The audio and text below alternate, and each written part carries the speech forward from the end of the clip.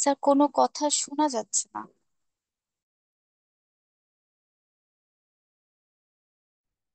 জি sir, শোনা যাচ্ছে না।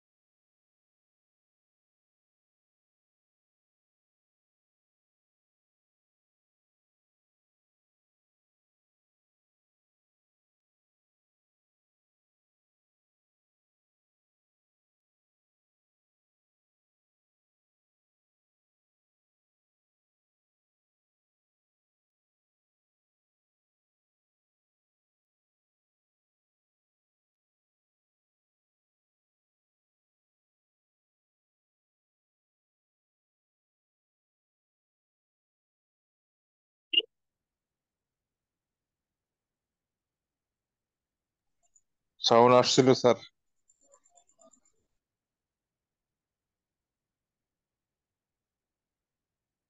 এখন শুনতে পাচ্ছেন?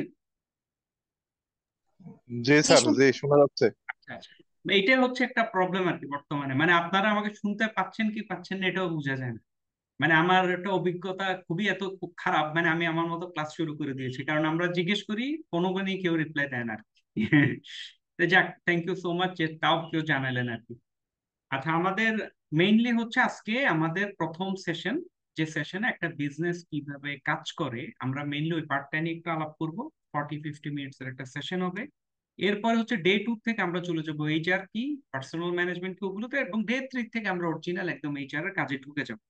আজকে আমরা মেইনলি একটা বিজনেস কিভাবে অপারেট হয় এবং বিজনেসে যে বিভিন্ন ডিপার্টমেন্ট থাকে ওরা আসলে কি কাজ করে এবং ওইখানে আমরা কিভাবে নিজেদেরকে ফিট করতে পারি, একই সাথে এমপ্লয়াররা চাকরি দেওয়ার ক্ষেত্রে কি খুঁজেন, এই জিনিসগুলো নিয়ে একটু আলাপ করব। কারণ আমরা যতটুকু বুঝতে পেরেছি, মানে সোফার আমার ধারণা আপনারা কেউ হয়তো একদম নিউলি জব, একদম প্রাথমিকভাবে আসছেন, অনেকে হয়তো এখনো জব খুঁজছেন, অনেকে স্টুডেন্ট, এই ধরনের পার্টিসিপেন্টরা আমাদের এখানে বেশি। তবু আমরা শুরু করি বিসমিল্লাহির রহমানির রহিম। প্রথমটা হচ্ছে হোয়াট মেক্স আ বিজনেস, মানে যেটা আগে বলছিলাম, মানে যে কথাটা আমি করছিলাম যখন আপনারা শুনতে পাননি, এটা হচ্ছে আসলে ব্যবসাটা কি। ব্যবসা হচ্ছে বেসিক্যালি একটা আইডিয়া, ব্যবসা আর কিছুই না, জাস্ট একটা আইডিয়া। আইডিয়াটা আসলে কি? আইডিয়া হচ্ছে আমি আমার একটা প্রোডাক্ট আছে, আমি product, it might be product, it might be service. What is service? আমি যখন আপনাদের ক্লাস নিচ্ছি এটা হচ্ছে সার্ভিস। এখানে আপনারা আমার হাত থেকে মানে ফিজিক্যাল কোনো কিছু পাচ্ছেন না, আপনারা আমার থেকে কিছু একটা জিনিস পাচ্ছেন যেটা আপনি সার্ভিস হিসেবে নিচ্ছেন। নেওয়ার পর এটা আপনি দিচ্ছেন। আপনি ওটা আপনার ইফেক্টিভ হচ্ছে, আপনি কাজে লাগাচ্ছে, ওই কারণে আপনি সার্ভিসটা কিনতে ইন্টারেস্টেড। এটা হচ্ছে, এটা আমার এন্ডে একটা আমার বিজনেস। তারপর বিজনেসে আরো অনেক ধরনের হতে পারে, একটা বিজনেসকে বলা হয় ট্রেডিং বিজনেস। ট্রেডিং বিজনেসটা কি? ট্রেডিং বিজনেসটা হচ্ছে আমরা নবাবপুরে গেলাম, নবাবপুরে গিয়ে আমরা কাপড় কিনলাম। আমরা কাপড় কিনলাম, ধরেন 400 টাকা গজ, আমি ফুল লোডে কাপড়টা কিনে নিয়ে আসলাম, নিয়ে ধরেন আমার দোকান হচ্ছে ইয়েতে, একটু ঢাকার একটু বাইরে, শহরের একটু বাইরে। আমি ওইখানে এবার ওটা 500 টাকা গজ করে আমি সেল করলাম, মানে পার গজ 100 টাকা একটা ডিফারেন্স প্রফিট আমি সেল করলাম। আমি নবাবপুরে ওরা কিভাবে কাটছে, নবাবপুরে ওরা ফুল বাল্কে কাপড়টা সেল করলো আমার কাছে, হয়তো 200 গজের একটা বাল্ক। আমি ওই 200 গজের একটা কাপড়টাকে আবার ওই 100 গজ, এক গজ এক গজ এক গজ করে আমি কেটে কেটে সেল করছি। এটা হচ্ছে ট্রেডিং বিজনেস। এবং এটা উল্টো হতে পারে, বিদেশ থেকে হতে পারে, আমি চায়নার থেকে প্রোডাক্ট আনতে পারি, আমি অন্য দেশ থেকে প্রোডাক্ট আনতে পারি, আমি ছোট মানুষ হলে ছোট স্কেল আনবো, বড় মানুষ হলে বড় স্কেল আনবো, but this are known as trading. Trading business generally যেটা হয় বাল্কে করতে হয়, এটা একদম বাল্ক। সেকেন্ড ওয়ান কি, আমাদের বিজনেসকে আমরা এই ট্রেডিং বিজনেসটাকে অনেকে প্রোডাকশন টাইপের চলে যায়। প্রোডাকশনটা কি? প্রোডাকশনটা হচ্ছে আমি নবাবপুর থেকে কাপড় কিনলাম, 400 টাকা গজের কাপড়ে কিনলাম। কাপড় কিনে আমি একটা মজুরি দিলাম, আমার একটা ইয়ে আছে, টেইলার আছে, টেইলারকে আমি বললাম আমি তোমাকে 500 টাকা করে দিব, তাহলে 5 4 900 টাকা। তুমি আমাকে এই সাইজের কিছু কাপড় সেলাই দিবে। ধরুন মেয়েদের হতে পারে সালোয়ার কামিজ, ছেলেদের শার্ট হতে পারে বা প্যান্ট হতে পারে, হোয়াট এভার ইট ইস, মানে ও আমার করে দিল। ও নর্মালি হয়তো চার্জ করে 1,000 টাকা, কিন্তু যেহেতু আমি ওকে বলছি আমি 100 টাকা সেলাবো, ও হয়তো আমাকে 500-তে করে দিল বা 600-তে করে দিল, হোয়াট।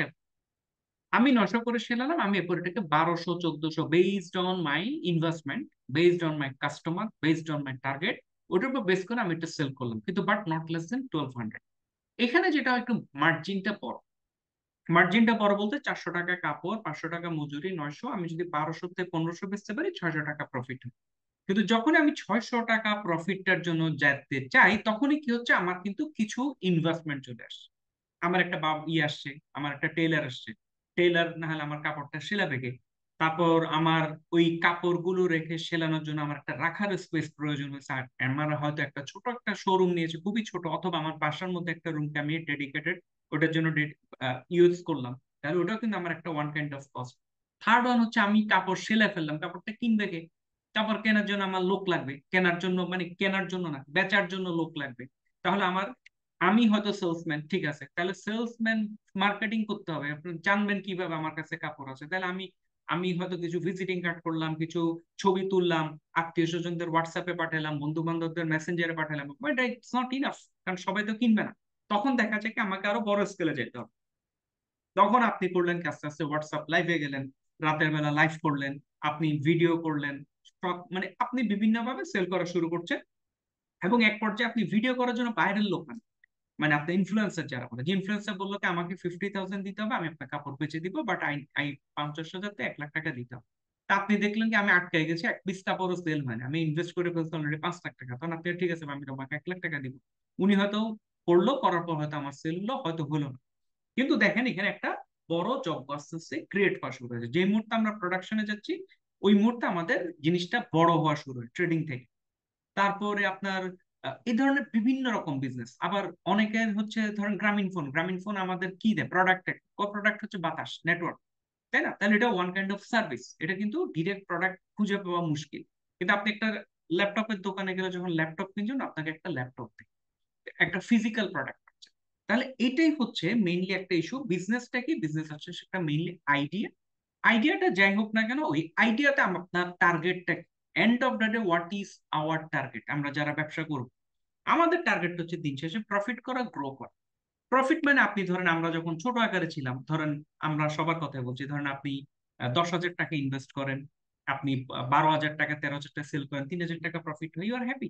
3,000 টাকা প্রফিট হচ্ছে, আপনি এরপর 20,000 টাকা প্রফিট করছেন, 21,000 টাকা সেল করছেন, আপনার প্রফিট 5,000 টাকা হলো। এইভাবে এক সময় গ্রো করতে থাকে। এবং গ্রোটা যদি না হয়, দেখা গেল কি আপনি 3-4 হাজার টাকায় প্রফিট করেন, ওইটাই 3-4 হাজার আছে, তখন একটা পর্যায়ে আপনি বলবেন ভাই ব্যবসা করে পোষানো যাচ্ছে, আমাকে বিজনেস সেল করে দিতে হবে। 3,000 টাকা আসলে কি হবে?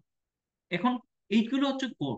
গোলটা দিন শেষে যে কোনো বিজনেসের, এনি বিজনেসের দিন শেষে পয়েন্টটা কি? এনি বিজনেসের দিন শেষে পয়েন্টটা হচ্ছে to make a profit and grow. এবং শুধুমাত্র এনজিও, নন প্রফিট অর্গানাইজেশন যারা আছে, ওরা বলে আমরা প্রফিটের জন্য, not for profit. What you are doing not for profit হলে, ওরা অন্যদের থেকে টাকা নেয়। এখানে ধরেন যারা বড় পার্টি আছে, বিভিন্ন বড়, ধরেন ওয়ারেন বাফেট, বিল গেটস, ওরা বিভিন্ন জায়গায় ডোনেট করে, বিভিন্ন বড় বড় কোম্পানি আছে ওরা ডোনেট করে। ওই ডোনেশনের টাকাগুলো দিয়ে কোনোখানে হাঙ্গার নিয়ে কাজ করছে, কোনোখানে ওরা চাইল্ড নিয়ে কাজ করছে, তখন ওরা হচ্ছে নট ফর প্রফিট বলতে, ওরা যে ফান্ডটা আনে বাহির থেকে, ফান্ড এনে ফান্ড দিয়ে ওরা একটা ফিলান্থ্রপিক কাজ করে। ফান্ড না দিলে কাজ বন্ধ, যেটা বর্তমানে বাংলাদেশে হয়েছে। এনজিওদের ফান্ড একদম ড্রাস্টিক্যালি ড্রপ করেছে আর কি।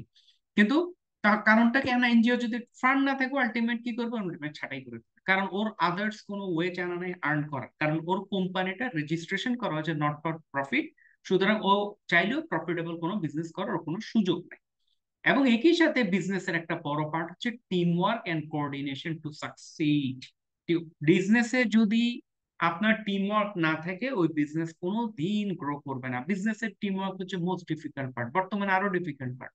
আপনাদের আই ডোন্ট নো আপনাদের বয়স কত, হতে পারে আমার ধারণা 28 থেকে বা 25-27 থেকে 30-32-এর মধ্যে আপনারা সবাই, যদি এটা হয়, তাহলে হয়তো আপনারা দেখেন না একটা জেনারেশন, যেটা আমার বাবারা ছিল। আমার বাবারা কিন্তু যেই জবে ঢুকেছে, ওই জবে রিটায়ার করেছে উনারা। আমার বাবা, আমার দাদা, আমার নানা, মানে যেখানে যাই, উনারা যেটা ছিল, উনারা যেই জবটাতে ঢুকেছে, একটা জবে ঢুকতো, ওই জবে উনারা দিন শেষে, জীবন শেষে রিটায়ার করেছে। They are very loyal to the company. ওদের ইভেন উনাদের সময় আমার আব্বা কাজ করতেন টিসিবি বলে, trading corporation of Bangladesh, TCB তে আপনাদের উনাদের জয়েন করেছিলেন ইয়ে হিসেবে, জুনিয়র এক্সিকিউটিভ। তারপর জুনিয়র এক্সিকিউটিভ না, সম্ভবত ভুল বললাম, প্রথমে জয়েন করেছিল অফিসার হিসেবে। অফিসার হিসেবে জয়েন করে ধরেন 5 বছর চাকরি করছে অফিসে। 5 বছর পর উনারা প্রমোশন হয়ে পেলেন জুনিয়র এক্সিকিউটিভ। উনারা মিষ্টি টিষ্টি নিয়ে এসে সবাইকে খাওয়াইছে। এর 5 বছর পরে মানে 15 ইয়ার্স এর মাথায় ওনারা হলেন এক্সিকিউটিভ। তারও 5-7 বছর পরে মানে 20 ইয়ার্স এর মাথায় গিয়ে ওনারা হলেন সিনিয়র এক্সিকিউটিভ। তারপরে 5-7 বছর পরে ওনার senior executive equivalent to GM, যদি ওদের ওই সময়কার, এগুলো অনেক আগের কথা বলছেন। তারপরে ধরেন ওনারা হয়তো একটা চিফ এক্সিকিউটিভ অফিসার হতো, তারপর রিটায়ার করতো, যারা হতো সিইও হতো, হতো না যারা সিনিয়র এক্সিকিউটিভ। কিন্তু মেইন ইস্যুটা হচ্ছে উনাদের টোটাল প্রমোশন হতো সারা জীবনে 3টা থেকে 4টা। যে এবং ওনাদের দে আর হ্যাপি, ওরা কিন্তু আনহ্যাপি ছিল। ওদের লাইফটা অনেক স্ট্রাগল ফ্রি ছিল, অনেক স্ট্রেস ফ্রি ছিল। ওনারা সকাল 8টায় অফিসে যেতেন, ওনাদের আব্বাদের অফিস শুরু হতো সকাল 7টায়, অফিস চলতো দুপুর 2টা পর্যন্ত, 7টা থেকে 2টা। দে আর ফ্রি। দুপুর বেলা আসতো, ভাত খেতো, ঘুমাইতো, বিকাল বেলা উঠে হাঁটতে যেত, আসরের নামাজ পড়তো মসজিদে, কিছুক্ষণ গল্প সল্প করতো, মাগরিবের নামাজ পড়ে বাসায় আসতো, আবার আমাদেরকে পড়তে বসতো। That was their life. এখন কিন্তু লাইফটা ওইরকম নাই। এখন লাইফটা হয়ে গেছে কি, এখন যারাই জয়েন করেছে they are looking for, most of them looking for career and looking for money. আপনি যে বেতনই দেন, he is not happy, he or she is not happy, কারণ ওনার চাওয়াটা অনেক উপরে। এগুলো কিন্তু এখন এইচআর এর কাজে চলে আসে। এই যে need team work and coordination to succeed, এই জায়গায় যদি ভালো এইচআর থাকে, ভালো এইচআর বাংলাদেশে কয়টা কোম্পানিতে আছে? ভেরি রেয়ার, 5টা থেকে 6টা কোম্পানিতে হয়তো আছে। কিন্তু এই ভালো এইচআর যদি থাকে, ভালো HR can change a company. ভালো এইচআর একটা কোম্পানিকে চেঞ্জ করে ফেলতে পারে। কোম্পানির মধ্যে টিম টিম এফোর্ট, টিম বিল্ডিংটা গ্রো করতে পারে। আপনারা জানেন হয়তো একটা কোম্পানি আছে বাংলাদেশে, British American tobacco. British American tobacco হচ্ছে বাংলাদেশের একমাত্র কোম্পানি যারা এইচআর এর সকল প্র্যাকটিস ফলো করে। মানে বাংলাদেশে খুব কম কোম্পানি এইচআর সকল, ইভেন গ্রামীণ ফোনের কথা বলছি, ইউনিলিভার বলছি, ওরা পর্যন্ত ব্রিটিশ আমেরিকান টোবাকো ধারে কাছেও এইচআর এর প্র্যাকটিস গুলো করতে পারে। ওরা ওদের কারণেই করে, কারণ ওদের প্রোডাক্টটাই এমন। বিষ বেচে, ভদ্র কথা, আপনি একটু বিষ বেচছেন, খাওয়ায় মানুষকে মারছেন, দিস ইজ ইউর প্রোডাক্ট।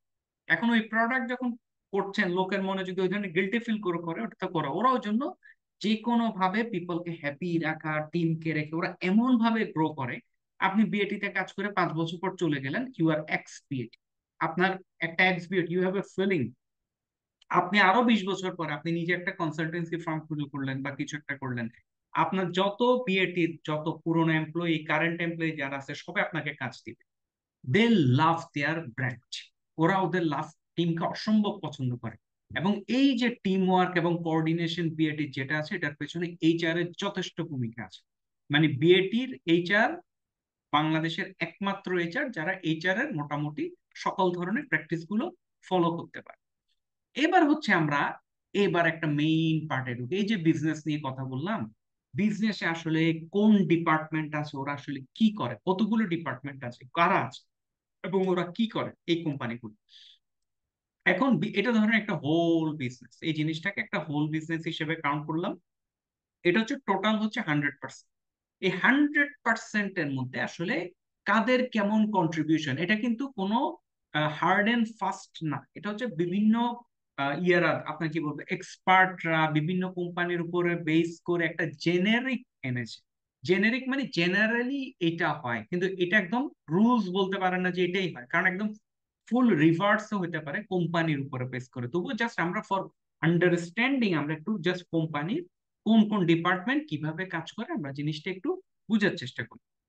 আমাদের মানে এটা হচ্ছে the heart of the business department. হ্যাঁ, আমরা এখন যেটা দেখছি, প্রথম হচ্ছে ম্যানেজমেন্ট অ্যান্ড লিডারশিপ। একটা কোম্পানি যখন প্রথম শুরু হয়, এই যে ম্যানেজমেন্ট লিডারশিপ হচ্ছে এটা, এই কালারটা এখানে, এই কালারটা আমি দিয়েছিলাম, যদি একটা সেটিংসটা বোধহয় আরেকটু সেট করতে হবে। Management and leadership, what is management and leadership? Management and leadership হচ্ছে যারা কোম্পানিকে আসলে লিড করছে, একদম টপে, টপ অফ দ্য পজিশনে যারা কোম্পানিকে লিড করে। যারা টপ অফ দ্য পজিশনে লিড করে, if they are capable enough, আপনি যারা কেপেবল ইনাফ থাকে, ওরা যেটা করতে পারে, ওরা লিড করে, মানে গাড়ি চাবি মায়েরা দিচ্ছে ছাইরা বলে না, ওই টাইপের। গাড়িতে চাবি দিবে, কোম্পানিতে স্টার্ট দিবে, সবকিছু করবে, গুছাই দিবে, বিভিন্ন পজিশনে লোক বসে, ওরা ছেড়ে দেয়। তারপর ওনারা ব্যাক এন্ডে থাকে। ব্যাক এন্ডে থাকে বলতে ওনারা স্ট্র্যাটেজিক ডিসিশন মেকিং করে।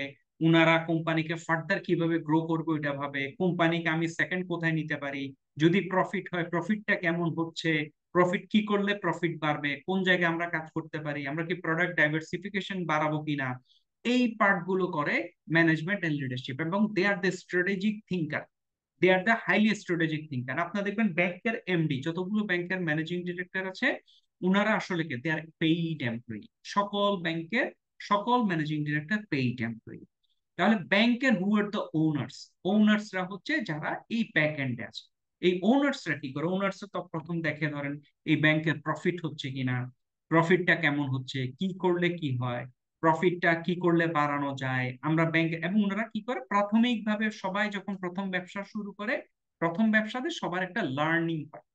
ওই লার্নিং থেকে অনেকে গ্রো করে, অনেকে গ্রো করতে পারে না, অনেকে পিছায় যায়। আপনি দেখবেন বাংলাদেশে অনেক ব্যাংক খুবই প্রফিটেবল কাজ করছে, আবার বাংলাদেশের অনেক ব্যাংক কিছুই করতে পারছে না, দুটোই হচ্ছে। এখন যারা প্রফিটেবল কাজ করছে বাংলাদেশে যে ব্যাংকগুলো, ওরা যারা করছে ওরা কিভাবে করছে? তাহলে they have their own thinking, own policy, own process. তাহলে এটা কোথা থেকে আসে? তখন ওরা এই ওন কোম্পানিগুলো, এই বাংলাদেশে যে টপ গুলো আছে, ওনারা অনেক সময় করে কি দেখবেন, সেকেন্ড ব্যাংকও ডেভেলপ করে। মানে একটা ব্যাংক করে, ওই ব্যাংক গ্রো করে আরেকটা ব্যাংকে যায়। অনেকে দেখবেন ব্যাংকিং বিজনেস থেকে কমপ্লিট অন্য একটা বিজনেসে গ্রো করে যায়, আরেক দিকে চলে যায়। অনেকে ব্যাংকের থেকে আবার দেখবেন পাবলিক লিমিটেড কোম্পানি, ব্যাংকে আমরা শেয়ার মার্কেটে নিয়ে আসলে কি হবে, লাভ হবে না লস হবে, ওগুলো নিয়েও কাজ করছে। এই এন্টায়ার ডিসিশন গুলো কিন্তু নিচ্ছে একমাত্র ম্যানেজমেন্ট এন্ড লিডারশিপ। এটা আর কেউ নেওয়ার কোনো ক্ষমতা নাই, কারো কোনো ক্যাপাসিটি নেই এটা নিয়ে করা। সেকেন্ড পার্টটাকে, সেকেন্ড পার্টটা হচ্ছে company hard operations and production. Operations and প্রোডাকশনটা কি? অপারেশনস বলতে আমি যে বললাম, আমি আহ আপনি যখনই কিনে আপনি যখন কিনে জিতবেন তখনই বেচে জিতবেন। আপনি যদি বেশি দামে কিনেন, আপনাকে প্রফিট কম থাকে। আপনার যদি কেনায় জিততে পারেন, আপনার প্রফিট মার্জিন বেশি থাকবে। তাহলে যে কথাটা বললাম, তাহলে এটা কারা করছে? এটা করছে পারচেজিং ডিপার্টমেন্ট। তাহলে একটা কোম্পানিতে একটা পারচেজ ডিপার্টমেন্ট থাকে, যেটাকে অনেকে আবার কি বলে, সাপ্লাই চেইন এন্ড ডিস্ট্রিবিউশন। ওদের কাজটা কি? ওদের কাজটা হচ্ছে, দেখেন অপারেশন অবলিক প্রোডাকশনও দেওয়া আছে, এটা আসলে একটার সাথে একটা লিঙ্ক। প্রোডাকশন, আমার যে মেশিনটা আছে, আমার মেশিনটা হচ্ছে পার ডে 100 টন। এক্সাম্পল, আমরা একটা বিস্কিট কোম্পানিতে যদি যাই, আমার কোম্পানিতে 100 টন বিস্কিট ডেইলি প্রোডাকশন করার আমার ক্যাপাসিটি আছে 100 টন। 100 টন বিস্কিট প্রোডাকশন করার জন্য ডেইলি, ধরেন ডেইলি আমার ক্যাপাসিটি আছে, মানে আই হ্যাভ দ্য ক্যাপাসিটি, আমার প্রোডাকশন ক্যাপাসিটি আছে। 100 টন বিস্কিট প্রোডাকশনের জন্য আমার 80 টন ধরেন ময়দা লাগে। 100 টন বিস্কিট প্রোডাকশনের জন্য আমার 10 টন চিনি লাগে। 100 টন বিস্কিট প্রোডাকশন করার জন্য আমার ধরেন ঘি লাগবে, বা ডালডা যেটা ইউজ করুক, মানে আমার ঘি লাগবে, আমার তেল লাগবে, আমার অল্প হলেও লবণ লাগবে, আমার সুগার লাগবে, আমার বেকিং পাউডার লাগবে, আমার কোকো পাউডার লাগবে, আমার নাটি বিস্কিট ধরেন বানায়, আমার তাহলে বাদাম লাগবে। তাহলে এই ধরনের ওর কাছে একটা হিসাব আছে, আই ক্যান ডু ইট। আমি 100 টন তোমাকে প্রোডাকশন দিতে পারবো if I run 24 hours per day. আমি যদি 24 ঘন্টা করে চালাই, আমি ডেইলি 100 টন তোমাকে বিস্কিট দিতে পারবো। But can you sell it? আমি দিতে পারলে তো হবে না, তোমাকে বেচার ক্ষমতা আছে কিনা তোমার, তোমার সেই ব্র্যান্ড ক্যাপাসিটি আছে কিনা, সেম স্ট্রেংথ আছে কিনা, এই পার্টটা যখনই যাচ্ছেন, তখনই যেটা হয়, এখানে তখন সাপ্লাই চেইনের একটা বিশাল ইস্যু চলে আসে। সাপ্লাই চেইন বলছে তোমার 100 টন বিস্কিট কেনার জন্য যা যা করতে হবে, I can do it, but আমি চাইলেও তোমাকে 100 টন কথা কথা 100 টন বাদাম পার ডে আমি তোমাকে দিতে পারবো না, আন্ডার এনি সার্কামস্টেন্সেস। কেন? কারণ বাংলাদেশে 100 টন বাদাম দেওয়ার মতো কারো কোনো ক্যাপাসিটি নেই। তাহলে তুমি কি করতে পারো? আমি তোমাকে বাদাম চায়নার থেকে এনে দিব। চায়নার থেকে যখন এনে দিব, ইট নিড টাইমস। আমি চাইলেও 25 দিনের আগে পারবো না। আমি ভাইন্ডারের সাথে কথা হবে, বাইরের সাথে কন্ট্রাক্ট হবে, বাইরের সাথে এগ্রিমেন্ট হবে, বাইরে আমাকে স্যাম্পল পাঠাবে, আমি স্যাম্পল তোমাকে পাঠাবো, তুমি এগ্রি করবে, এগ্রি করার পর আমরা ওটাকে অর্ডার প্লেস করব। অর্ডার প্লেস করার পরও আমাকে বাদামগুলো পাঠাবে, এরপর এলসি হবে, এলসি হওয়ার পর আমাকে শিপমেন্ট হবে, শিপমেন্ট হওয়ার পর আসবে। তাহলে এখানে একটা ইস্যু আছে। এখন এটা তো গেলো সাপ্লাই চেইন এবং প্রোডাকশনের কথা। এখন আবার সেলস টিম যারা আছে, সেলসে যারা আছে, ওরা বলছে স্যার, আমি চাইলে আমি আমি সর্বোচ্চ, আমাদের টোটাল দোকান কাভারেজ হচ্ছে মাত্র 20,000 দোকান। প্রতি দোকানে যদি আমি এভরিডে 5 পিস করেও বিস্কিট বেচি, তাহলে 5 20 100, মাত্র 1,00,000 পিস আমি বিস্কিট বিক্রি করতে পারবো। 1,00,000 পিস বিস্কিট বিক্রি করলে, আমার যদি একটা বিস্কিট 100 গ্রাম করে হয়, তাহলে 1,00,000 পিস গুণ 2, 1,00,000, 100 লক্ষ। তাহলে 100 লক্ষ গ্রাম ডিভাইডেড বাই 1000, মানে মেইন হিসেবে হচ্ছে হয়তো 10,000 কেজি বা সামথিং সে সেল করতে পারবে, সে 100 টন কোনো মতে হবে। এটা গেল সেলের কথা। এখন এই ম্যানেজমেন্টের এন্ডে বলছে আমরা তো বিস্কিট বানানোর মেশিনটা কিনেছি, আমরা একটা হিসাব করি বাংলাদেশের বিস্কিট মার্কেট কত বড়, বাংলাদেশে কারা কম্পিটিটর আছে, কারা সেল করছে, কার বিস্কিট কোয়ালিটি কেমন, সবকিছু নিয়েই তো আমরা এখানে আসলাম। যদি ওরা পারে, আমি এত কিছু করার পরে তোমরা কেন পারবে না, ওয়াই? উনাদের কোশ্চেনটা হচ্ছে তোমরা কেন পারবে না। তখন ওরা কেন পারবে না যখন বলছে, তখন ওরা বলছে স্যার দোকানদার তো নেয় না। দোকানদার কেন নেয় না? তখনই চলে যায় এন্টায়ার কলটা কার কাছে, মার্কেটিং এর কাছে। কারণ মার্কেটিং এর আবার দুইটা পার্ট আছে। মার্কেটিং এর একটা পার্ট হচ্ছে ট্রেড মার্কেটিং, যেটা দোকানের সাথে কাজ করে, আর একটা কাজ করে আমার আপনার সাথে, যেটা হচ্ছে কনজিউমার মার্কেটিং, যেটা হচ্ছে আমাদের সাথে এন্ড প্রোডাক্ট টারশিয়ারি সেল, যেটা ওখানে যারা কথা বলে ওটাকে বলে মার্কেটিং এর থার্ড পার্টটা। তখন আপনার মার্কেটিং কে তখন বলা হয়, মার্কেটিং কে বলছে, ম্যানেজমেন্ট বলছে আমি 100 টন ক্যাপাসিটির একটা বিস্কিট আনছি, যেখানে আমি per day 100 ton biscuit production করতে পারি, কিন্তু তুমি আমাকে সেল দিচ্ছ মাসে 100 টনের চেয়ে কম, মান্থলি। তাহলে আমার যে ওভার আমার ক্যাপাসিটি রয়ে গেছে, আমার এমপ্লয়িরা ডাল, আমার ফ্যাক্টরিতে 2 দিন প্রোডাকশন করে এরপর 5 দিন আমার অপারেটররা থাকে না, ছুটি দিতে হয়, আবার যখন খুঁজলে পাই না, এটার জন্য কে দায়ী? Who is responsible?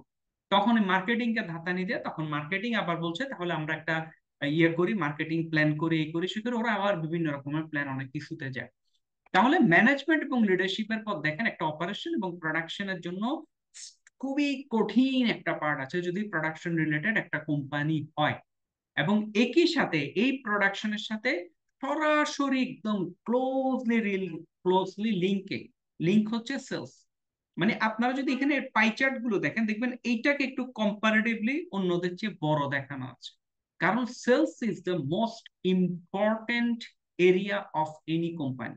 দিন শেষে আপনাদের কথা ভাববেন, আপনারা কেউ যদি বিজনেসে নামতে চান, আপনি বললেন কি আমি রাজশাহীর সবচেয়ে ভালো আম আনছি, এমনই আম, এই আম বাংলাদেশে কেউ দিতে পারবে না, আমি নিজে বেছে বেছে আনছি, আমের প্রতিটা পোকা চেক করে আনছি, এত ভালো আম নাই। কিন্তু আপনি যদি আম বেচতে না পারেন আপনার বাসায় পৌঁছবে, আপনি তাহলে আমটা বেচবেন কি করে? How? How? Sales is the ultimate. আপনি যে সাবজেক্টে পড়েন, আপনি যে ইন্টারভিউ দিতে যাবেন, ইন্টারভিউতে আপনি কি করবেন? আপনাকে সেল করবেন। আপনি যদি ইন্টারভিউতে নিজেকে সেল করতে পারেন, তাহলে আপনি ইন্টারভিউতে ইয়ে করবেন, নিজেকে সেল করতে পারবেন। আর যদি ইন্টারভিউ নিজেকে সেল করতে না পারেন, আপনার চাকরি হবে না। খুব সিম্পল। আপনাকে কেউ ইন্টারভিউতে চাকরি দিতে পারবে না যদি না আপনি নিজেকে ইয়ে করতে না পারেন। আপনি যদি নিজেকে সেল করতে না পারেন, আপনাকে কেউ ইন্টারভিউতে চাকরি দিতে পারবে না। সুতরাং এই সেলটা হচ্ছে ওতপ্রোত ভাবে জড়িত যে কোনো বিজনেস, যে কোনো লাইনে, যে কোনো কিছুতে। এন্ড অফ দ্য ডে আমাদের চাওয়াটা হচ্ছে কি? সেলস। এবং সেলস এর সাথে কার সবসময় রেষারেষি? এটা হচ্ছে মার্কেট। দিন শেষে হলো ওই যে আপনি যে সেল করবেন, আপনি একটা সেল টিমও করলেন। এখন সেল টিম দোকানে দোকানে, সেল টিম ঘরে ঘরে গেল, স্যার আমরা একটু আপনাদের সাথে আলাপ করতে এসেছি, আমরা একটা আম এনেছিলাম, রাজশাহীর আম, খুব ভালো আম, অনেক কিছু বললেন, বলার পরেও আমি আপনার আম নিব না। আপনার আমে যে ফরমালিন নেই আমি কি জানি? আপনার আম নেওয়ার থেকে আমার পাশের এই যে দোকানটা আছে, ওই দোকানের আম যথেষ্ট ভালো, আমি ওর থেকে আজকে 10 বছর ধরে আম কিনে, আমি ভেরি হ্যাপি উইথ ইট, আমি আপনার আম কিনবো না। বা বিস্কিটের দোকানে গেলেন, বিস্কিট বলে ভাই আমি অলিম্পিকের বিস্কিট বেচি, আমার অলিম্পিকের বিস্কিটের কাস্টমার আছে, তোমার থেকে গত সপ্তাহে আমি 3টা প্যাকেট নিয়েছিলাম, ওই 3 প্যাকেট এখনো রয়ে গেছে, কেউ কিনে নেই। এখানে অনেক সময় ইস্যু হয় কি, মানুষজনের কোয়ালিটি ভালো হলে যে কিনবে তা না। মানুষজনের ব্যাক এন্ডে ব্রেনের ভেতরে ঢুকে দিতে হয় কিছু জিনিস। ব্রেনের ভেতরে যখন ঢুকে সাউন্ডটা, তখন আপনার ওই জিনিসটা সবচেয়ে ভালো সেল হয়। ওই ব্রেনের ভেতরে ঢুকানোর কাজটা হচ্ছে মার্কেটিং এর। এখন মার্কেটিং এর জন্য সবচেয়ে বড় চ্যালেঞ্জ হচ্ছে একটাই, budget. They always deficiency of budget. এখানে ম্যানেজমেন্টের কথা হচ্ছে তোমার বাজেট তোমাকে আমি দিব, কিন্তু তুমি আমাকে একটা প্রপার প্ল্যান দাও যেটা হবে। মার্কেটিং তখন একটা প্ল্যান দিল ম্যানেজমেন্টকে, আমি এটা এটা এটা এটা করবো, you will get a result. তখন ম্যানেজমেন্ট বলছে গিভ মি দা বাজেট, তুমি কত বাজেট, এবং give me the sales product, কত সেল হবে, তুমি আমাকে এটারও একটা হিসাব দাও, তুমি কতটুকু বাজেট হবে এটা হিসাব করো। দেওয়ার পর আমরা দুইটার মাঝে কম্পারিজন করবো, আমার invest fund, return on investment, আমি যে মার্কেটিং এ ইনভেস্ট করবো এটার এগেনস্টে আমার রিটার্ন কত। এখন মার্কেটিং এর যখন হিসাব নিকাশ করে ওরা যখন ম্যানেজমেন্ট রিটার্নে বসে, দেখা যায় মাঝে মাঝে মিলে না। মার্কেটিং যেটা করে সবসময় একটু বাড়ায় দেয়। মার্কেটিং যখন বাড়ায় দেয় প্রথম একবার দুইবার, ম্যানেজমেন্ট কি করে ওদের কথা শুনে, তারপর থেকে একটা পর্যায়ে মার্কেটিং এর সাথে ম্যানেজমেন্টের, সব কোম্পানিতে মার্কেটিং এর সাথে ম্যানেজমেন্ট একটা রেষারেষি। আপনি মার্কেটিং বোধহয় সবচেয়ে স্মুথলি কাজ করে বাংলাদেশে, ব্র্যান্ড মার্কেটিং, শুধু মার্কেটিং এর একটা পার্ট ব্র্যান্ডিং, ওই পার্টটা সবচেয়ে ভালো কাজ করে ইউনিলিভার। সোফার আমার জানা মতে Unilever they are doing excellent, মানে ওদের প্রত্যেকটা টিম ইন্ডিপেন্ডেন্ট। ওদের একটা ব্র্যান্ডে, সাপোজ সানসিল্ক ওর একটা ব্র্যান্ড, সানসিল্ক দেখে একজন ব্র্যান্ড ম্যানেজার, ওই ব্র্যান্ড ম্যানেজারের সাথে একটা এইচআর বিজনেস পার্টনার বলে একটা এইচআর এর লোক আছে, ওই ব্র্যান্ড ম্যানেজারের সাথে একটা ফাইন্যান্সের লোক আছে যে ডেডিকেটেডলি এটাই দেখে, এবং ওদের সাথে মিডিয়া ম্যানেজার হিসেবে একজনের লিঙ্ক করা আছে, যে মিডিয়া ম্যানেজার ওর মান্থলি বাজেট, কোথায় কোন অ্যাড যাবে না যাবে এই জিনিসগুলো নিয়ে কাজ করে। They are doing excellent, they are doing excellent, কিন্তু সবাই এক্সেলেন্ট পারে না। মার্কেটিং ডিপার্টমেন্ট সব বাংলাদেশের সকল কোম্পানিতে, আপনি যে কোম্পানিতে যান, দে are always deficit of money. কেন ডেফিসিট? এক একটা কোম্পানিতে প্রোডাক্ট বাড়াতে বাড়াতে এত প্রোডাক্টে চলে যায় এক পর্যায়ে they cannot invest sufficient amount on each product. ওরা যেটা করে, একটা প্রোডাক্টে কিছুদিন মার্কেটিং করে, কিছুদিন পর দেখবেন ওই প্রোডাক্টের পুরো মার্কেটিংটা বন্ধ, আরেকটা প্রোডাক্টে করে। কারণ ওর ধরেন 10টা প্রোডাক্ট আছে, প্রতি প্রোডাক্ট ওর 1 কোটি টাকা করে যদি মান্থলি খরচ করতে চায়, ওর মাসে 10 কোটি টাকা লাগে, কিন্তু ওর মার্কেটিং বাজেট 1 কোটি টাকা। তখন ওরা কি করে, একটা প্রোডাক্টে 50 লাখ টাকা খরচ করে, আরেকটা প্রোডাক্টে 50 লাখ টাকা খরচ করে প্রথম মাসে, দ্বিতীয় মাসে আরেকটা প্রোডাক্টে যায়, তৃতীয় মাসে আরেক, এইভাবে করে হয় কি, কখনো ওই প্রোডাক্টের সেল বাড়ে, কখনো ওই প্রোডাক্টের সেল বাড়ে। এটা আলটিমেট সেলস এর ডিফিকাল্টি হয়, এটা অপারেশনের প্রবলেম হয়, প্রোডাকশনের প্রবলেম। কিন্তু এটা আসলে কিছু করার নাই এখানে, যেটা করার আছে এটা হচ্ছে, এখানে একটা করার নাই তা বলা ঠিক না। এটা হচ্ছে যদিও মার্কেটিং এর ইস্যু, আমাদের আজকের টপিকস মার্কেটিং না, কিন্তু মার্কেটিং এর যেটা করা যায় এটা হচ্ছে কি, আমরা সবসময় বলি প্রোডাক্টের প্রেমে পড়ার দরকার নেই, কোন প্রোডাক্টের ইয়ে বেশি, প্রফিটেবিলিটি বেশি, কোন প্রোডাক্টে ইনভেস্ট করলে পারবে, কোন প্রোডাক্ট, ওই প্রোডাক্টে ইনভেস্ট। আপনার 10টা প্রোডাক্ট থাকলে, যে 3-4টা প্রোডাক্ট আপনার চলে না, 3-4টা প্রোডাক্টটা ফেলে দেন, তাহলে বাকি প্রোডাক্টে ইউ ক্যান গেইন ইউর, আপনার সাকসেসটা আপনি করতে পারেন, যেভাবে হয় ভাবে সামনে আঁকা। তারপরের পার্টটা হচ্ছে এই যে এত কিছুর পরে management, operation, production, sales, marketing, এইবার আসছে আপনার human resource department. Human resource department, HR ডিপার্টমেন্টের আসলে কাজটা কোথায়? এইচআর ডিপার্টমেন্টের, আমি গত ক্লাসে, গত একটা সেশন হয়েছিল আপনাদের সাথে, একটা ইনোগ্রেশন সেশন, ওইখানে আমি একটু এইচআর কাজ নিয়ে বেশ আলাপ করেছিলাম। কিন্তু আপনারা যদি মনে করতে পারেন, এইচআর এর সবচেয়ে বড় একটা কাজ হচ্ছে ট্যালেন্ট ম্যানেজমেন্ট। ট্যালেন্ট ম্যানেজমেন্ট বা ট্যালেন্ট একুইজিশন যেটাই বলেন, এটা হচ্ছে এইচআর এর মেইন প্রোডাক্ট। এটা হচ্ছে আমার এক্সাক্ট, আমার পারফেক্ট লোক খুঁজে বের করা, মানে আমার এই যে অপারেশনের জন্য আমার পারফেক্ট লোক খুঁজে বের করা, সেলস এর পারফেক্ট লোক খুঁজে বের করা, মার্কেটিং এ পারফেক্ট লোক খুঁজে বের করা, ইভেন এইচআর এর জন্য পারফেক্ট লোক খুঁজে বের করা। আপনারা এখানে ধরেন 9 জন আছেন, 9 জন বলতে এখানে একজন আমি, একজন আমার অফিসের একজন, এই দুজন বাদ দিলে আমরা আসলে মাত্র 7 জন আছি। এখন এই 7 জন, আমরা কি সবাই ভালো এইচআর এর লোক হতে পারবো? উই ডোন্ট নো, কারণ উই নেভার টেস্ট ইট, আমরা কখনো টেস্ট করিনি।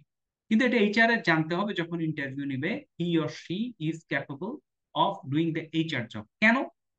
এখানে একটা বড় ইস্যু হচ্ছে, কেন? যেই লোকটা সাপ্লাই চেইনে কাজ করছে, অপারেশনে কাজ করছে, উনার সবচেয়ে বড় স্কিলটা কি? Negotiation. He or she should be highly negotiator, এবং উনাকে ব্যাংক ডিল করতে হয়। হি is not accountant, but LC open করা, ব্যাংকের সাথে ডিল করা, ফাইন্যান্সের হিসাব খোঁজা এবং অ্যাকাউন্টস এর সাথে কাজ করা, এই পার্টটা করো।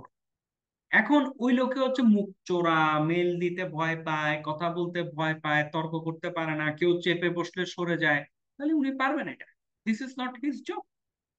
সেলসে যে কাজ করবে তার কাজটা কি, এবং উনাকে সেলসে যে কাজ করে ওর কাজটা কি? ওর হচ্ছে কথা বলা, দেখা হবে, কথা বলবে, কিছু গালি টালিও দিবে, গায়ে মাখাবে না, সরায় ফেলবে, পিঠের চামড়া একটু মোটা, কোনো অসুবিধা নেই, দিল আর কি, বস ঝাড়ি 2টা দিলেন, কোনো অসুবিধা নেই, 2টা ঝাড়ি মেরে দেন, প্রবলেম নেই। তারপর ওর যে কোনো পরিচিত অপরিচিত লোক, যে কারোর সাথে কথা বলার ক্যাপাসিটি আপনার, এবং কিছু ক্ষেত্রে ম্যাথমেটিক্যাল অল্প কিছু ক্যালকুলেশনের ক্যাপাসিটি, এবং ডিল করা, এখানে 2জনকে 3জনকে ডিল করতে হয় একটা সেলসের লোককে। একটা ডিল করতে হয় হেড অফিসকে, একটা ডিল করতে হয় সে ডিস্ট্রিবিউটর পার্টকে, আরেকটা ডিল করতে হয় একদম দোকানদারকে, মানে একদম রিটেলে। এই 3 পার্টে 3 মেজাজে 3 ল্যাঙ্গুয়েজে ডিল করতে হয়, ওই ক্যাপাসিটি ওর থাকতে হবে। মার্কেটিং এর কি? মার্কেটিং এর একটা বিরাট পার্ট হচ্ছে ব্র্যান্ডের একটা লাইন বোঝা, ব্র্যান্ডের একটা পালস বোঝা। ওই ব্র্যান্ডের পালস বুঝে ওই ব্র্যান্ড অনুসারে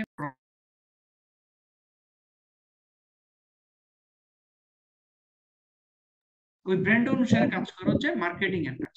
তাহলে এখানে মার্কেটিং এ যিনি কাজ করবেন ওনার কাজ হচ্ছে ঠান্ডা মাথায় এবং টু দা পয়েন্ট স্পটে ডিসিশন নিতে হয়। সেলস, মার্কেটিং এদের ডিসিশন হচ্ছে অন স্পট, একদম স্পটে। এইচআরে যিনি কাজ করবে উনার কাজটা কি? উনার কাজ হচ্ছে মানুষজনের প্রবলেম শোনার মতো একটা ক্যাপাসিটি উনার থাকতে হবে, এবং ওই প্রবলেম শুনে ওই লোককে কাউন্সেলিং করার, কোচিং করার, মৌখিকভাবে টু দ্য পয়েন্ট এমপ্যাথেটিক্যাল রেসপন্স করার, যেগুলো এদের কারো দরকার নেই। এই পয়েন্টটা কিন্তু এনার থাকতে হবে। ইনার যদি না থাকে উনি এইচআরে ভালো করতে পারবেন না। এরপরে হলো অ্যাকাউন্টস এন্ড ফাইন্যান্স, কোম্পানির সবচেয়ে বড় পার্ট, সবচেয়ে বড় ইস্যু। দিন শেষে আমি আমি প্রোডাকশন করছি, সেল করছি, মার্কেটিং করছি, সবই করছি, লোকও রিক্রুট করছি, কিন্তু আমার and of the day what is my objective? আমার অবজেক্টিভ হচ্ছে to make a profit and grow. এটা আপনারা জানেন কিনা জানেন, ইউনিলিভারের যে এত সুনাম করলাম, ইউনিলিভারের সিইও পর্যন্ত উনার ভুলে শত কোটি টাকা সেল লস করে ফেলে। কারণটা হচ্ছে ওনারা যখন প্রোডাক্ট কস্টিং করে বা নানা রকম কস্টিং করে, ওই সময় প্রতিটা কস্টের সাথে অনেক সময় ভ্যাটের ইস্যু আসে, ট্যাক্সের ইস্যু আসে, গভর্নমেন্টের কিছু ফাইন্যান্সিয়াল রুলস এন্ড রেগুলেশনের ইস্যু আছে। অনেক সময় ব্যাংক থেকে লোন নিতে হয় কাজটা করার জন্য, ব্যাংক লোনের ইন্টারেস্ট আসলে কত, নেগোশিয়েট করলেও কোথায় আসে, এই জিনিসগুলো যদি মাথায় না রাখে যখন ফাইনালি কাজটা করে দে বিকাম কট। এবং এই জন্যই অ্যাকাউন্টস এন্ড ফাইন্যান্স হচ্ছে এমন একটা ডিপার্টমেন্ট আমাদের দেশে, যদিও ফাইন্যান্স বলে কিন্তু আমাদের দেশে ফাইন্যান্সের মেজর কাজ নেই, অ্যাকাউন্ট আস্তে আস্তে ফাইন্যান্সের কাজ একটু একটু আসছে, খুবই স্লোলি, খুবই স্লোলি। এটা হচ্ছে মেইনলি ডিল করা। আমার প্রত্যেকটা অ্যাকাউন্টস হচ্ছে এখানে ডিপার্টমেন্ট, যার সাথে প্রত্যেকটা ডিপার্টমেন্টের কাজ হচ্ছে। কিভাবে কাজ হচ্ছে? অ্যাকাউন্টিং কাকে বলে?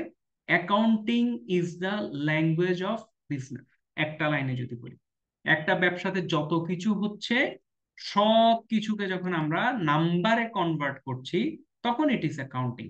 মানে একটা কোম্পানির সকল কিছুকে যখন আমরা নাম্বারে কনভার্ট করি তখন ওটাকে বলা হয় অ্যাকাউন্টিং। নাম্বারে যখন কনভার্ট, আমি সেল করছি, সেলটাকে কনভার্ট করলে অ্যাকাউন্টিং। আমি প্রোডাক্ট কিনছি, প্রোডাক্ট কেনার জন্য সাপ্লাই চেইন কনভার্ট করলে অ্যাকাউন্টিং।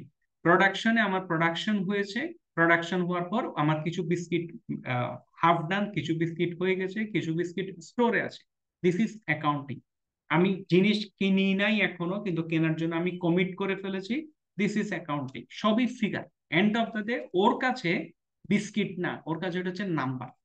অ্যাকাউন্টস এর কাছে সবকিছু হচ্ছে নাম্বার। অ্যাকাউন্টস এ যে কাজ করবে উনার কাছে কিন্তু একটু নাম্বারের সাথে উনাদের খেলা, উনাদের এইটা করলে ভালো হবে, আমার এখানে এখন বাজেট দিতে পারলে এই সেল বাড়বে, দে ডোন্ট বদার ইট। ওদের সাথে যে কারণে সবার একটু ঝামেলা হয়। আমি নাম আপনি টাকা দিলে সেল বাড়বে এটা তা আমি জানি না, আই ডোন্ট হ্যাভ মানি, আমি করতে পারবো না। তখন এইসব কারণে অ্যাকাউন্টস এর সাথে এদের একটা সবার একটা খেঁচ থাকে। এই ম্যানেজমেন্ট লিডারশিপ ওদেরকে বারবার তখন ওদের থেকে জেনে নেয়, অ্যাপ্রুভাল নেয়, অ্যাপ্রুভাল নিয়ে প্রসেস নিয়ে নিয়ে প্রসেস নিয়ে নিয়ে প্রসেসে স্টেপ বাই স্টেপ কাজ করে। তারপরে এটাকে আমি একটু লাল কালি দিয়ে দেখিয়েছি, এটা হচ্ছে এই অপারেশন প্রোডাকশনেরই একটা পার্ট, কিন্তু এটা এখন এত বেশি ইম্পর্টেন্ট হয়ে গেছে লাস্ট 5-10 ইয়ার্স এর মধ্যে, এই সাপ্লাই চেইন এন্ড ডিস্ট্রিবিউশনকে আলাদা করে দেখানো হচ্ছে। এটা কেন ইম্পর্টেন্ট হয়েছে আপনারা বিলিভ করবেন কিনা জানি না। ধরেন আপনার যে এইচপি কোম্পানি বা অ্যাপল, মানে যেগুলো এখন বড় বড় জায়ান্ট, আপনার এত বড় বড় কোম্পানি যাদের মানে যারা জায়ান্ট, মানে যাদের এক বাংলাদেশের 10-20টা স্কোয়ার যোগ করলে ওদের একটার মতো হবে না, এত এত বড় 10-20টা না, আসলে সব কোম্পানি যোগ করলে হবে না। এখন এত বড় বড় কোম্পানি, ওনাদের আহ মানে স্টোরে কোনো প্রোডাক্ট নেই, উনাদের রিয়েল টাইম প্রোডাক্টে সেল। রিয়েল টাইম প্রোডাক্ট বলতে আজকে যেটা হবে ওই সময় ওনাদের প্রোডাক্টগুলো, যেটাকে বলে JIT, just in time. Just in time, ঠিক জাস্ট ইন টাইমে ওনাদের প্রোডাক্ট গুলো আসে, যখনই ওদের ফ্যাক্টরিটা ঢুকছে ওখানে সেল হচ্ছে, মানে বেরোচ্ছে, ফিনিশ প্রোডাক্ট হয়ে বের হয়ে যাচ্ছে। এই যে জিরো ইনভেন্টরি, জিরো ইনভেন্টরি হচ্ছে সাপ্লাই চেইনের সবচেয়ে বড় কেপিআই। কিন্তু জিরো ইনভেন্টরি আমাদের দেশে চাইলেও হয় না, আবার অনেক বিজনেস আছে যেখানে জিরো ইনভেন্টরি চাইলেও ডিফিকাল্ট, কিন্তু ইউরোপ আমেরিকা ওরা মোটামুটি অনেক জায়গায় করে ফেলছে। এখন আমাদের দেশেও সাপ্লাই চেইন কিন্তু জিরো ইনভেন্টরি না করলেও অ্যাটলিস্ট ইনভেন্টরি সাইকেলটা সেট করে ফেলেছে। আমি অনেক কোম্পানিতে দেখেছি একদম অন টাইম, ঠিক 14 দিনের মাথায় যখন যেটা ঢুকার কথা ঢুকছে, ঠিক যখন যেটা বেরোনোর কথা বেরোচ্ছে, একদম অন টাইমে উনারা প্রোডাকশনের সাথে যখন কথা হচ্ছে, মানে উনারা মুভ করছে, বায়ান্ডারের সাথে কথা হচ্ছে, বায়ারের সাথে নন স্টপ কমিউনিকেশন থাকছে, ব্যাংকের সাথে কন্ট্যাক্ট করছে। এবং প্রোডাকশন, আমার ফ্যাক্টরির ক্যাপাসিটি হচ্ছে, সাপোজ মিল্ক রাখার ক্যাপাসিটি, কি বলে, ময়দা রাখার ক্যাপাসিটি হচ্ছে 1000 টন। আমি এখন অর্ডার করেছি আপনার 700 টন। আমার পুরোনো প্রোডাক্ট আছে আর 400 টন। তাহলে বাকি 100 টন কোথায় যাবে? এই সময় এদের এই কাজটাও থাকে ডিস্ট্রিবিউশন সেট করা। প্রোডাকশনকে বলে প্রোডাকশন বাড়াও, বাড়ায় সেলসকে বলে তুমি মাল উঠাও। তখন সেলস বলে মাল উঠে আমি দোকানে দিব কোথায়? বলে কোনো দোকানে দিতে হবে, তুমি একটা ডিস্ট্রিবিউটর গোটানো, ডিস্ট্রিবিউটরের গোটানো ঢুকে, এবার মার্কেটিং কে বলে তুমি সাপ্লাই বাড়াও, অ্যাড বাড়াও, অ্যাড বাড়ায় সেলকে বলে বা তুমি দোকানের দেওয়া বাড়াও। মানে ওনারা বাই ফোর্স, এটাকে একটা ফোর্স কাইন্ড অফ মার্কেটিং। মানে end of the day sale কখন হয় জানেন? সেলটা হয় যখন আমি কিনি। ধরেন একটা ফেক কোম্পানি লাক্স সাবান বানালো ফ্যাক্টরিতে, ফ্যাক্টরিতে বানানোর পর লাক্স সাবানটা ডিস্ট্রিবিউশন হাউসে পাঠিয়ে দিল, ডিস্ট্রিবিউটর থেকে সাপ্লাই চেনে ডিস্ট্রিবিউশন হাউসে পাঠালো, ডিস্ট্রিবিউশন থেকে এটা দোকানে গেল। এই যে ফ্যাক্টরি থেকে লাক্স সাবানটা ডিস্ট্রিবিউশন হাউসে আসছে, এটাকে বলা হয় প্রাইমারি সেল। ডিস্ট্রিবিউশন হাউস থেকে এটা দোকানে উঠেছে, এটাকে বলা হয় সেকেন্ডারি সেল।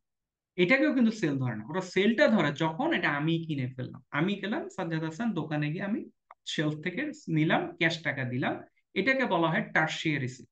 এবং টার্সিয়ারি সেলটা মেইন, তবুও এর মাঝে এই সেল প্রসেসটা, এই সাপ্লাই চেইন এবং ডিস্ট্রিবিউশন মাঝে মাঝে করায়, ডিউ টু কোম্পানির ইনভেন্টরিটা ম্যানেজ করার জন্য। এটা ওদের একটা পার্ট। এবার একটা খুব ইম্পর্টেন্ট পার্ট আসছে সকল কোম্পানিতে, বাংলাদেশে এখনো গ্রো করে নাই, বিদেশে। আবার একটা মজার কথা বলি, ইউরোপ, আমেরিকায়, অস্ট্রেলিয়া, এসব জায়গায় কোনো কাস্টমার সার্ভিস বলে কিছু নেই, দে ডোন্ট বদার। নিলে নাও, না নিলে নাও, ওদের হচ্ছে কনসেপ্ট এরকম। কাস্টমার সার্ভিস পুরোটা হচ্ছে এশিয়া, এবং এশিয়ার মাঝে এটা হিউজ, মানে এক্সেলেন্ট লেভেলে পৌঁছে গেছে আপনার থাইল্যান্ড, আপনার সিঙ্গাপুর, মালয়েশিয়া, এইসব জায়গায় কাস্টমার সার্ভিসের লেভেলটা আলাদা, এটা অন্য লেভেলে পৌঁছে গেছে। আমরা আমাদের অনেক প্রোগ্রাম অনেক কোম্পানির সাথে রান করি, অনেকের অফিস আছে, ধরেন কথা কথা আমরা স্কিল ডেভেলপমেন্ট কাউন্সিল কানাডার সাথে আমরা কিছু প্রোগ্রাম রান করি। ওনাদেরকে আমরা একটা মেল দিই, ওই মেলের রেসপন্স পাইতে লাগে 10 দিন, মুভ করে না, একের পর এক নক করতে হয়। আমরা যখন কিন্তু একই কোম্পানি যদি এখানে এশিয়ার কোনো সাইডে একটা অফিস থাকে, ধরেন আমরা পিইসিবি হচ্ছে কানাডিয়ান একটা কোম্পানি, ওদের সাথে আমরা কিছু কাজ করি। পিইসিবি আমাদেরকে ট্যাগ করে দিয়েছে মালয়েশিয়ার সাথে, মালয়েশিয়া যিনি একদম পিইসিবির হেড চিফ, আমি যদি একটা মেল করি, আমি আপনার সাথে একটু কথা বলতে চাই, উনি বলে আমি এখনই করতেছি তোমার সাথে, উনি স্পটে জুম মিটিং এ বসে যায় আমার সাথে, বলে এক্ষুনি এক্ষুনি নাও মানে নাও, বলে বলো তোমার কি প্রবলেম, আমি তোমাকে কিভাবে হেল্প করতে পারি। এটাকে বলে customer service. Always attend customer complain, attend করতে পারা হচ্ছে সবচেয়ে বড় ইস্যু। যে কোম্পানি যত ফাস্ট কাস্টমার প্রবলেম সলভ করতে পারে, সেই কোম্পানি তত বেশি দ্রুত আগায়। ইভেন এটা শুধু কোম্পানি না, সবকিছুর ক্ষেত্রে। ইভেন আমাদের রিসেন্ট যে দুঃখজনক ঘটনাটা ঘটছে উত্তরা মাইলস্টোনে, এটা তো পুরো ঘটনাটা ঘটেছে। ঘটনা ঘটার পরে কি হলো, ঘটনাটার ইমোশনটা কোথায় ছিল আমাদের সাধারণ, একটা তো যার ঘরে ডেকেছে অন্যের ব্যাপারে তো আমরা আলাপ করছি না, কিন্তু আমাদেরও আমরা অস্বাভাবিক রকমের একটা ইফেক্টেড ছিলাম, সাইকোলজিক্যালি ট্রমাটাইজ। এখন আমরা we looking for something action, মানে কি ঘটছে এটার, ঘটে তো গেছে, এটার অ্যাকশন কি হচ্ছে। যখন আমরা দেখলাম এটা অ্যাকশন হচ্ছে না, অ্যাকশন হচ্ছে না, অ্যাকশন হচ্ছে না, অ্যাকশন হচ্ছে না, that means we are customer, we didn't get any service. কার থেকে? From the state. তখনই দেখতে গেল কি আপনার লোকজন, মানে কি বলবো, একটা নেগেটিভ ভাইব শুরু হয়ে গেল, কি হলো কি হলো, এই ভালো না, এই ভালো, ও ভালো ভালো, এরকম অনেকগুলো ইস্যু চলে আসছে। তার কারণটা কি? কারণটা কিছু না, কারণটা হচ্ছে কারেক্ট সময়, এক্সাক্ট সময়ে কাস্টমার সার্ভিসটা করতে পারে না। শুধু কাস্টমার সার্ভিসের অর্থ এই না যে কাস্টমার সার্ভিস একটা ডিপার্টমেন্ট থাকবে, কাস্টমার এসে কমপ্লেন দিলে করবে। কাস্টমার সার্ভিসের অর্থ এইটা, যখনই কোনো সিচুয়েশন হবে তখনই যেন স্পটে চলে আসে। এটা আমি আমাদের একটা মার্কেটিং কোর্স আমি দেখাই, গ্রামীণ ফোনের ইয়াসির আজমান, উনি একটা ভিডিও করেছিলেন। ভিডিওটা হচ্ছে গ্রামীণ ফোনের নেটওয়ার্ক ডাউন হয়ে গেছিল মাঝখানে, দাম করে হঠাৎ করে একদিন 2-3 ঘন্টা 4 ঘন্টার জন্য ছিল না। এবং নেটওয়ার্ক আসার সাথে সাথে উইদিন 30 মিনিটস বা 40 মিনিটস ইয়াসির আজমান ডাইরেক্ট লাইভে এসেছিলেন। উনি ডাইরেক্ট লাইভে এসে ওনারা কি হয়েছিল, কি প্রবলেম হয়েছিল, কি করেছে, কি করছে, কি হতে পারে, কনসিকুয়েন্স কি, দুঃখ চাওয়ার থেকে শুরু করে টোটাল সিচুয়েশনটা উনি এক্সপ্লেন করেছিল। This is called leadership. This is called leadership, এবং এটাও কিন্তু কাস্টমার সার্ভিসের একটা পার্ট। এবং এই কাস্টমার সার্ভিস হচ্ছে একটা কোম্পানিকে উঠানোর জন্য সবচেয়ে বড় একটা ইস্যু। বাট কাস্টমার সার্ভিসে যেটা হয়, it is expensive. Customer service আপনি যদি পান, আপনি হ্যাপি থাকবেন। আবার একটা কোম্পানি ভালো কাস্টমার সার্ভিস দিয়ে একদিনই পেলেন না, আপনি আনহ্যাপি হয়ে গেলেন।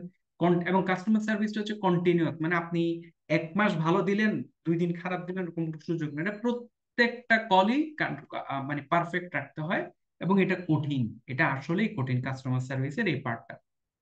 তারপরে পার্টটা হচ্ছে আইটি এন্ড টেকনোলজি, এটার বাইরে তো আসলে নাই বর্তমান। এই যে আপনার সাথে আমরা ক্লাস করছি আজকে, আপনারা কেউ বাসায় বসে আছেন, কেউ অন্য কোথাও, কেউ অনেক সময়, ইভেন আমি নিজে একবার ক্লাস নিয়েছিলাম দেশের বাইরের থেকে, আরেকবার ক্লাস নিয়েছিলাম বেড়াতে গিয়ে, একটা সিলেটে বেড়াতে গিয়েছিলাম ওইখান থেকে। দেখুন এই যে সুযোগগুলো আমাদেরকে দিচ্ছে কি টেকনোলজি। এখন এই টেকনোলজিকে যেই যত ভালোভাবে ইউজ করতে পারে, তার সে তত উপরে উঠতে পারে। যার যত ক্যাপাসিটি টেকনোলজির সাথে, আবার বাজেটটা বিশাল একটা লিঙ্ক। ধরেন বাজেটের সাথে টেকনোলজি সরাসরি লিঙ্ক।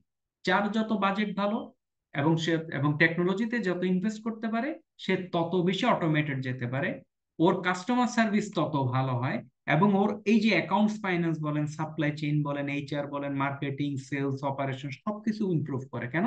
এগুলো সবকিছুর জন্য অটোমেটেড, একদম ইআরপি সফটওয়্যার রেডিমেড আছে, যেখানে আপনি সফটওয়্যার থাকলে সফটওয়্যার দিয়ে সকল সার্ভিসের সকল রিপোর্টিং আপনি একটা ক্লিকে পাবেন।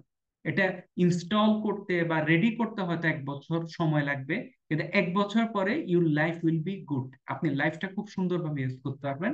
এটাকে বলা হচ্ছে আইটি অ্যান্ড টেকনোলজি। এবং আইটি ডিপার্টমেন্ট কোম্পানির একটা খুবই পাওয়ারফুল ডিপার্টমেন্ট। এটা আবার বলছি, যদি কোম্পানির নিড অনুসারে, অনেক কোম্পানি আছে যেখানে আইটির কাজ হচ্ছে মেনলি একটা মেল সার্ভার মেনটেন করা, একটা ইমেল সার্ভার থাকে কোম্পানি, একটা কথা কথা @, এই ইমেল শুধু একটা সার্ভার মেনটেন করার জন্য একটা আইটির লোক রাখে, ওর কাজ হচ্ছে ওগুলো, আহামরি কিছু নাই, এমনি নর্মাল কিছু সফটওয়্যার ইউজ করে, মানে মেজর কিছু না। ওটা একটা অন্য ইস্যু। কিন্তু যারা ইআরপি মেনটেন করে, যারা সেলসের প্রত্যেকটা সেলসের ট্র্যাকিং করে, দোকান ওয়াইজ সেল ট্র্যাকিং করে, সবকিছু করে, ওদের জন্য ওইসব কোম্পানিতে আইটি টেকনোলজি একটা হিউজ। আপনি ধরেন গ্রামীণ ফোন, সবচেয়ে পাওয়ারফুল টিম কারা এখানে? অবশ্যই আইটি। ওদের পুরোপুরি আইটি। আপনি বাংলা লিঙ্ক, সবার, ওদের ওদের বিজনেসই তো বাতাস। ওর তো বিজনেসটা, আপনি হাওয়া খাচ্ছেন, এই হাওয়াটাই তো ওকে বিক্রি করতে হচ্ছে। সুতরাং এইসব কোম্পানিতে আইটি একটা বিরাট ইস্যু। ইভেন যেসব কোম্পানি ওইটাও না, এফএমসিজি কোম্পানি, ওখানে অনেক জায়গায় আইটি একটা মেজর ইস্যু করে গেছে, কারণ এই আইটি ডিপার্টমেন্ট এই সমস্ত প্রবলেম ও এককভাবে সলভ করতে পারে। ওরা সবাই সাপোর্ট দেয়, সবাই কাজ করছে, সবাই ইউজার, কিন্তু দিন শেষে এটা উনি ইউজার না, হিজ ওন। এই ডিপার্টমেন্টটা ওটাকে ওন করে। এবং last but not the least, এটা হচ্ছে সবচেয়ে বড় ইস্যু যাদের আছে, ওরা তো হ্যাপি, এটা হচ্ছে রিসার্চ অ্যান্ড ডেভেলপমেন্ট। অ্যাপল, আপনার মাইক্রোসফট, ওদের সবচেয়ে বড় ইনভেস্টমেন্ট ইয়ারলি কোথায়? রিসার্চ অ্যান্ড ডেভেলপমেন্টে। সবচেয়ে বড় ইনভেস্টমেন্ট রিসার্চ অ্যান্ড ডেভেলপমেন্টেই ওদের সবচেয়ে বড় ইনভেস্টমেন্ট। কারণ আজকে যেটা চলছে, এটা হয়তো আগামীকালকে অবসলিউট হয়ে যাবে। আগামীকালকে যেটা চলবে, এটা তো 10 দিন পর অবসলিউট হয়ে যাবে। তাহলে এই যে কন্টিনিউয়াস একটা আপগ্রেডেশন, কি হচ্ছে না হচ্ছে, নতুন প্রোডাক্ট কি আসছে কি আসছে না, এই পার্ট গুলোকে বলা হয় রিসার্চ এন্ড ডেভেলপমেন্ট। আমি আমার কোম্পানির জন্য নতুন কি প্রোডাক্ট আনতে পারি, বর্তমান প্রোডাক্টে কি হতে পারি। ধরেন আমি আগে যে কোম্পানিতে চাকরি করতাম, ওনারা দেখলাম আজকের পেপারে একটা বড় একটা আর্টিকেল লিখেছে, ওনারা একটা স্যুপ আনছে টমিয়াম, একটা স্যুপ না, নুডলস আনছে টমিয়াম নুডলস। এখন এই টমিয়াম নুডলসটা মানে, কোনো তো নুডলস আগেও সেল করতো, নুডলস তো নতুন না। তাহলে নুডলসটা কি করেছে? ওই নুডলস, একটা নুডলস লোকে অভ্যস্ত হয়ে গেছে, এখন নতুন কিছু লাগবে, তখন ওনারা নিয়ে আসলো কি টমিয়াম নুডলস, একটা নতুন টেস্টে নতুন নুডলস, টমিয়াম নুডলস। এবং আপনারা দেখবেন কাচ্চি কাচ্চি কাচ্চি কাচ্চি, সবাই কাচ্চি বিক্রি করছে, 1 জন 10 জন 20 জন, মার্কেট স্যাচুরেটেড। তখন একজন বললো কি আমারটা হচ্ছে ভাই গরুর কাচ্চি। আচ্ছা গরুর কাচ্চি স্যাচুরেটেড, একজন বললো কি ভাই আমারটা হচ্ছে কিমার কাচ্চি, আমারটা কমপ্লিট কিমার বিরিয়ানি, আমারটা ডিফারেন্ট, আমারটা নর্মাল। তাহলে উনি একটা নতুন কিছু আনলো, আবার ওটা চলছে। ইন দ্য মিন টাইম একজন বললো কি আমারটা হচ্ছে পোলাও দিয়ে গরুর মাংস, এটা খুবই excellent. So this are known as research and development. এই রিসার্চ এন্ড ডেভেলপমেন্ট কেউ ছোট আকারে করে, কেউ নিজে নিজে করে, কেউ 1 জন 2 জন করে, এবং কারো একদম ডিপার্টমেন্ট রেখে করে। রিসার্চ এন্ড ডেভেলপমেন্ট যাদের ডিপার্টমেন্ট রেখে করে, ওরা তো আসলে হিউজ। এবং রিসার্চ ডেভেলপমেন্ট মেডিসিন কোম্পানি, ওষুধ কোম্পানি, এদের কিন্তু এগুলো একদম মাস্ট একটা পার্ট।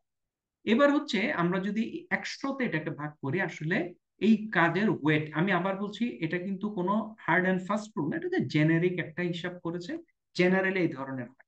ম্যানেজমেন্ট এবং লিডারশিপ আসলে বেসিক্যালি 5%, অপারেশন প্রোডাকশন হচ্ছে 15%, সেল হচ্ছে 15%, marketing 15%, HR 10%, accounts finance 15%, supply chain 10%, customer service 10%, IT technology 10% এবং রিসার্চ এন্ড ডেভেলপমেন্ট 5%। এই টোটাল মিলে হয় আপনার, এটা টোটাল করলে 110 হবে, যদিও 110 হবে একটাই কারণে আমি ইয়েকে অপারেশন প্রোডাকশন থেকে সাপ্লাই চেইনটাকে একটু বের করে এনেছি কথাগুলো বলার জন্য, নাহলে অনেক সময় মনে থাকে না কথা বলার জন্য। কিন্তু এটা হচ্ছে একটা জেনারেলি। এখন আপনি যদি এনজিও তে যান, এনজিওর কাজটা হয়তো দেখবেন ওদের ডিপার্টমেন্টে এইভাবে সাজানো, ওদের হচ্ছে একটু ডিফারেন্টলি সাজানো। এফএমসিজি কোম্পানিতে মোরলেস এভাবেই থাকবে, প্রোডাকশন কোম্পানিতে মোরলেস এভাবেই থাকবে। আপনি যদি সার্ভিস ওরিয়েন্টেড কোম্পানিতে যান, ওদের হয়তো পুরোটাই এইভাবে থাকবেন, ওদের একটু ডিফারেন্ট। আবার আপনি যদি টেলকোতে যান, টেলকোতে দেখবেন এই কাস্টমার সার্ভিস 10%, ওদের কাস্টমার সার্ভিস 40 বা 50%। আইটি দেখবেন 40 বা 50%। ওদেরটা এক এক একটা কোম্পানির এক এক ধরনের আগায়। ব্যাংকে কাস্টমার সার্ভিস বিরাট ইস্যু। আইটিতে কাস্টমার সার্ভিস, আপনি যখন ফোনের ডিস্টার্ব কাকে দেন? কাস্টমার সার্ভিসে ফোন দেন। বাসায় আপনার ইন্টারনেট ইউজ করেন, ওয়াইফাই কাজ করছে না, কাকে ফোন দেন? কাস্টমার সার্ভিসকে ফোন দেন। ফোন দিয়ে না পাইলে গালাগালি করেন, তাই না?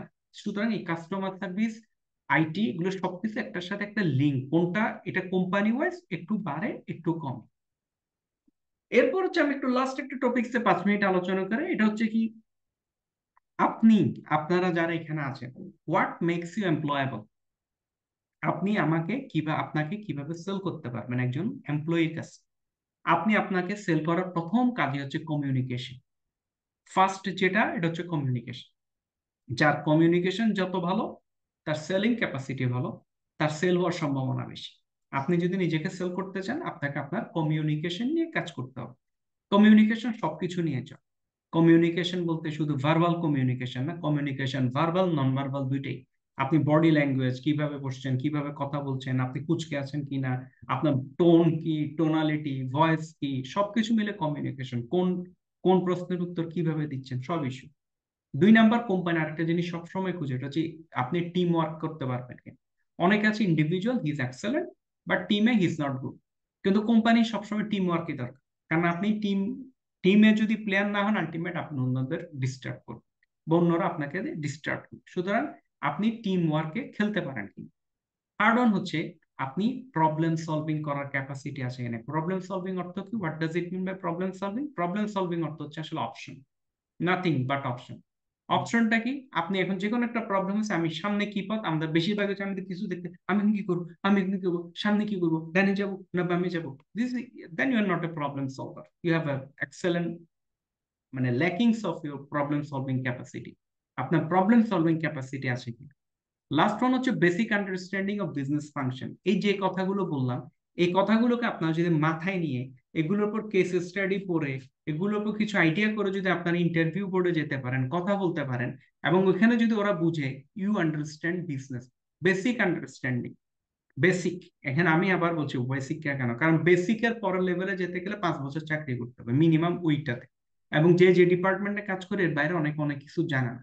কিন্তু বেসিক আন্ডারস্ট্যান্ডিংটা জানেন কিনা, আপনার সার্টিফিকেটে কি লেখা আছে, আপনি কয়টা কোর্স করেছেন, they don't bother, they don't bother. But আপনি যদি কোর্স করেন বা কিছু করেন, it indicates that you have an intendency to learn. CPT বলে, কন্টিনিউয়াস প্রফেশনাল ডেভেলপমেন্ট। আপনি নিজেকে ডেভেলপ করতে পছন্দ করেন, যদি এগুলো থাকে, then you are will a good employee. এবং আরো একটু সামারি যদি বলি, এখানে আপনার 80% is soft skill, qualities of a good employee, 20% is technical skill. আপনার সফট স্কিল এখন বাংলাদেশে আমি বলবো জিরো, মানে কেউই তো কাজ করে না। বাংলাদেশের সফট স্কিলেরই সবচেয়ে বড় সমস্যা, এবং যেটা হচ্ছে employer requirement, 80% requirement is soft skill. Dedication, confidence, reliability, teamwork, independence, leadership, interpersonal communication, self awareness, critical thinking, integrity, এই সব কিছু কোম্পানি আপনার ইন্টারভিউতে খুঁজে। কিন্তু আমরা কি করি, আমরা আমাদের সার্টিফিকেট দেখাই, আমি ফার্স্ট হয়েছি, আমি এটা করেছি, আমি স্কলারশিপ পেয়েছি। These are the 20%। এবং ওই 20%-এর মাঝেও আপনার আরো কিছু ইস্যু আছে টেকনিক্যাল। জব নলেজ আছে কিনা, বিজনেস নলেজ আছে কিনা, ডেটা ইনালিটিক্স এর ক্যাপাসিটি আছে কিনা। ডেটা ইনালিটিক্স অর্থ এই না যে আপনাকে প্রোগ্রামার হতে হবে, বেসিক ডেটা নিয়ে আপনি কাজ করার ক্ষমতা আছে কিনা, ওই বুদ্ধিটা আছে কিনা, আপনি এক্সেল জানেন কি, আপনি যে কোম্পানিতে কাজ করেন, যে ডিপার্টমেন্টে কাজ করেন, আপনাকে এক্সেল জানতে হবে। আপনি এইচআর এ করেন, ফাইন্যান্সে করেন, মার্কেটিং এ করেন, সাপ্লাই চেইনে করেন, প্রোডাকশনে করেন, if you don't know Excel আপনি কাজ করতে পারবেন না। আপনি সফটওয়্যার হ্যান্ডলিং করতে পারবেন কিনা জানলে ভালো, না জানলে অ্যাটলিস্ট আইডিয়া আছে কিনা। এবং এরপরে আসছে লাস্টে একাডেমিক স্কিল। শুধু একাডেমিক স্কিলটা অনেক পরের ইস্যু। শুধু এটা আমি ইচ্ছা করে বললাম, আপনারা যেহেতু ইয়েতে আছেন, আপনারা এই জিনিসটা আছে। এইটুক ছিল আমাদের আজকের সেশন। আর আমাদের নেক্সট সেশন হবে আপনাদের সাথে সম্ভবত আগামী মাসের অগাস্টের 9 তারিখ থেকে, প্রবাবলি প্রতি শনিবার রাত 9:30 থেকে 10টা 10:30 পর্যন্ত আপনাদের 12টা সেশন থাকবে আমাদের সাথে। একটা শেষ আজকে 11টা সেশন এইচআর এর উপর, বাকি 11টা পুরোটাই হবে এইচআর এর উপর, যেখানে এইচআর এর আপনার টোটাল প্রসেসটা আপনাদের সাথে আমরা একটা থরো প্রসেসে আলোচনা করব। আপনাদের কোনো কোশ্চেন আছে কি আজকের সেশন অনুযায়ী?